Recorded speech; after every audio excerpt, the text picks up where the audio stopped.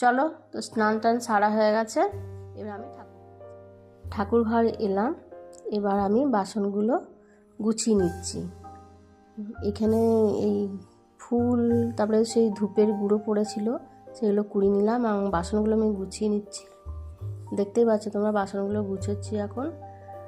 এগুলো বাইরে রেখে এসে তারপর আমি ঠাকুর ঘরটা মুছে নেব।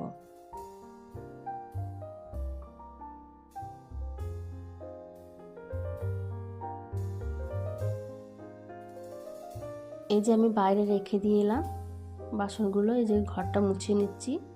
পুরো ঘরটা মুছে নেব পরিষ্কার করে।